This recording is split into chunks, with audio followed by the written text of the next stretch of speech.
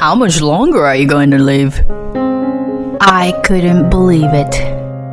How can someone say such cruel words? I sighed and told my husband the chilling truth. My name is Anna, a 57-year-old interior designer. I love my job and have been working at the same company for a long time. And I want to work hard every day until retirement. But there's always someone who undermines my motivation. That person is my husband, Fred. I met him when I joined this company. It was about 30 years ago, through an introduction from my then boss. He wanted to introduce his son and me to each other. In the past, refusing such invitations from superiors meant career difficulties. So reluctantly, I decided to meet him. At the time, I didn't have a boyfriend, and I was in my late 20s. My parents were worried about me, and even if I didn't plan to get married, I thought it would be fine to meet him. Fred was younger than me, and still had a charming atmosphere back then. Mostly, he seemed like a college student. But occasionally, he showed a mature side. And above all, he was handsome.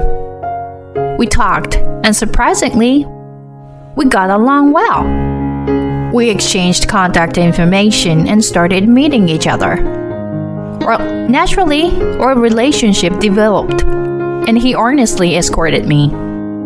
I was captivated by his sincere demeanor and a contrast with his mature aura.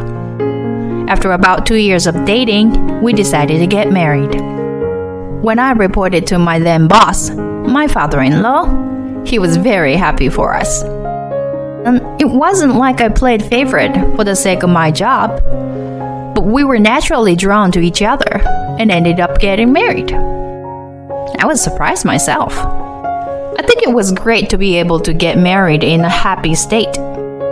Moreover, thanks to this marriage, I was able to be promoted to department manager. Considering the circumstances at that time, it was difficult for a woman in her 30s to be chosen as a department manager. So, of course, there was resistance from those around me. But I worked harder relentlessly because I couldn't betray their expectations. Thanks to that, little by little, the people around me started to recognize me. But there was one person who didn't like it the most, and that was my husband. Huh, you got promoted to department manager. Isn't there some mistake? That was my husband's initial reaction when I reported my promotion. No, there's no way it's a mistake. Your father recommended me, you know. Ah, so it's all thanks to my old man. Huh? Well, I mean, a woman can't become a department manager based on her abilities. Wait, isn't that really harsh? Nah. There is not a single female boss in the company I know. Because my father is in that kind of position, you were able to get promoted too, I guess. I was shocked when my husband suddenly said that. He was like an embodiment of male chauvinism. I wanted my husband to be on my side, no matter what happened. This was the first time I felt distrust towards my husband. But at that time, I still loved my husband. And he was still young, so I thought our values would change over time. However, my husband didn't change. He always pushes all the household chores onto me. I'm working too, and I have a higher position and salary. I didn't say anything like that to him. I knew that if I mentioned it, it would escalate into a terrible fight. Just after my promotion, my husband said to me, "Well, then you should just quit your job." He said it in an excessive manner. At the time, I couldn't help but get emotional at his words. Why would you say something like that? Can't I work hard in a job I love? When I tried to rebel against him like that, my husband's face turned red And he retorted, Shut up! You're the wife, And I'm the husband. In this house, you listen to what I say. I thought you were a more open-minded person. What? If I weren't one, you'd be full-time housewife the moment we got married, you know. We would often have such loud fights. The reason we didn't divorce even after such fights was that the both of us still held on to some old-fashioned belief at the time. Divorce shouldn't be taken lightly. If you decide to get married, you should be committed to each other for life. That kind of thinking was ingrained in me. And I also felt sorry for my father-in-law. So, no matter how unfair it was, I never mentioned the word divorce. My husband was the same. Even though we fought, he never brought up the idea of divorce. Time flew by, and we had been married for over 30 years. Unfortunately, we were not blessed with children. No matter how hard we tried, we couldn't conceive. And in the end, we gave up on having children. Our parents looked disappointed, but they comforted us, saying that we had tried our best. I truly think we were fortunate to have such wonderful parents. Both my mother-in-law and father-in-law were kind people, and I was always grateful for their presence. Around 10 years after we got married, my father-in-law started his own company and paved his own way. I was amazed when I saw him like that. Now it has become quite a large company with a significant number of employees. It's truly impressive to have built such a big company in a single generation. And considering the age at which he started his business, I have nothing but respect for him. In my work, I aim to be like my father-in-law. By the way, when my husband heard that his own father was starting his own business, he said, Looks like my old man has lost his mind. There's no way he could succeed. He said it, making fun of him. When he succeeds, then he said, He just happened to get lucky, right? When his luck runs out, he'll go bankrupt. He said things like that. Every time he said those things, I felt really terrible. Why couldn't he just wholeheartedly support his father's efforts? I'm not sure if it was jealousy or something, but I really wanted him to stop making those remarks. While I let my husband's words slide off, I made up my mind to continue striving for my own ideals. That determination from back then still lives on within me. I managed to climb the corporate ladder and became a department head by the time I turned 40. On the other hand, my husband, despite getting older, couldn't seem to advance in his career. Well, it doesn't really matter to me, but he always tried to involve me in such matters. Whenever we had an argument, my husband would say, Just because you're successful at work doesn't mean you can act all high and mighty at home, you know? But I wasn't acting high and mighty at all. If anything, I thought my husband was the one acting that way. I had become completely disillusioned with my husband, so his remarks no longer shocked me. But recently, there was something that bothered me a little. My husband's behavior seemed strange. He has been buying clothes excessively lately. He started paying attention to his hairstyle, using hair wax and hairspray. He also keeps his smartphone on him at all times. Could it be an affair? I thought about such things, but quickly dismissed the idea. Maybe he was being criticized by female colleagues at work for being unfashionable or something. I calmly thought it through and decided not to worry about it. Amidst all of this, one day I received a call from the hospital. It was the hospital where my husband has his health checkup. Since my husband drank alcohol almost every day and often attended drinking parties. He would always fail his annual health checkup. But it was the first time I received a direct call from a doctor. 6 months to live? Yes. I believe it will be better to explain it to the family before informing the patient directly. My husband had a serious illness, and the doctor diagnosed him with 6 months to live. Please inform your husband at a suitable time. It's better for the partner who has been together for many years to convey the news, since some people might panic. The doctor's words hardly registered in my ears. Only the fact that my husband had 6 months to live kept swirling in my head. Rather than feeling sad, I was just astonished. But this was an important matter, so I had to tell my husband.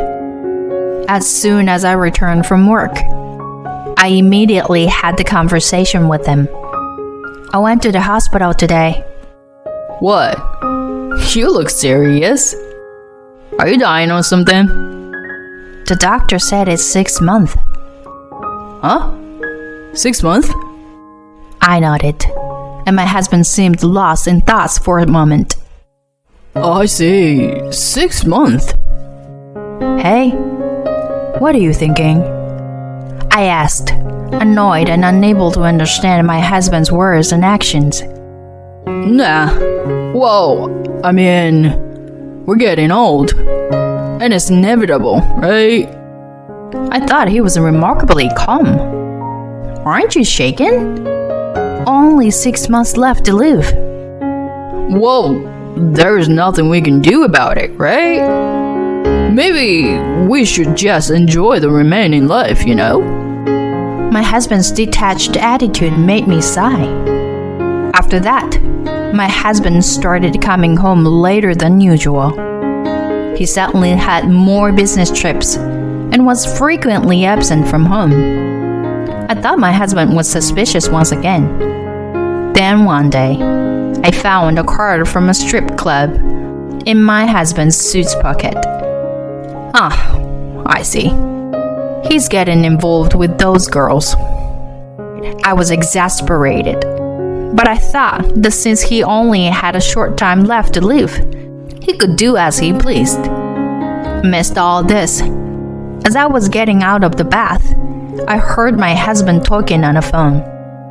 It seemed that he hadn't noticed the door to his room was slightly open. I could hear the conversation my husband was having.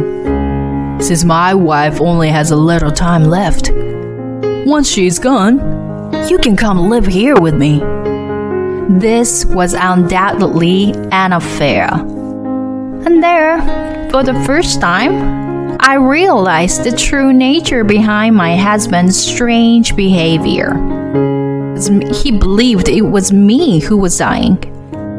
After thinking for a while, I made a decision. I would let him continue thinking that I was reaching the end of my life. After that, my husband continued with the same lifestyle. But at some point, he started splurging extravagantly. He bought designer clothes, and under the guise of business trip, he would go on trips with his mistress. I was appalled and quickly prepared to separate from my husband. I hired a PI to obtain evidence of his affair. The photos showed my husband entering the hotel with a young woman. I wondered what was so appealing about a man like him. But perhaps he was spending lavishly on her. Maybe she believed that my husband was wealthy enough to afford such extravagance. Well, the reasons really didn't matter. I rented a new place and hired a lawyer for the divorce proceedings. Amidst all this, one day, my husband said something outrageous to me. How long are you going to live? Unbelievable. How can he say such terrible words? It had been almost 6 months since I delivered the news. Yet, my husband, seeing me still lively and working, said such things. I thought it was about time, so I finally revealed the truth to him. The one with the limited time is you, Fred. What? Stop with the joke. It seemed that my husband believed I was joking. Well, never mind that. What's more important is that I know you're having an affair. Please, just let me go. When I said that, my husband was slightly surprised, but soon wore a triumphant expression.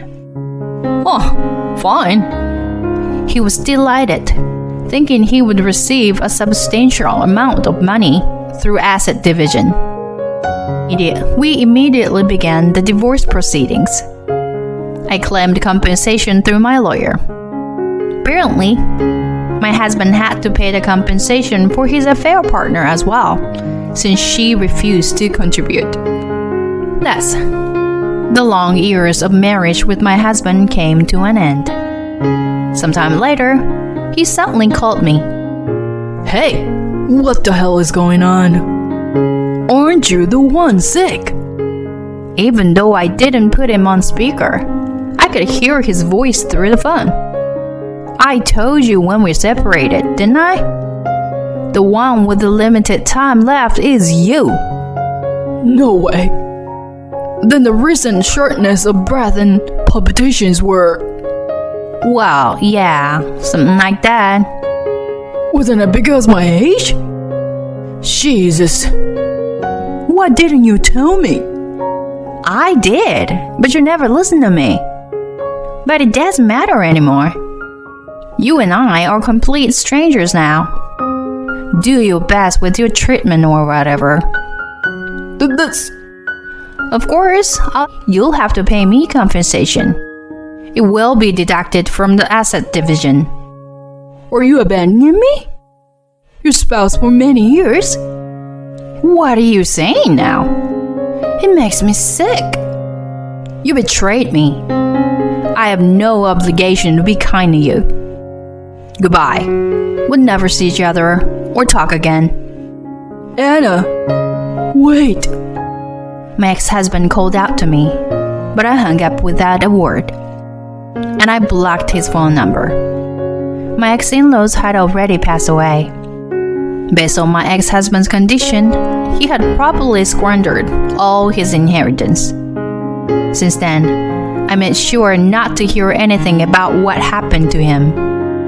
I'm already living a life without him. Even if he were still alive, he would likely be living a considerably difficult life.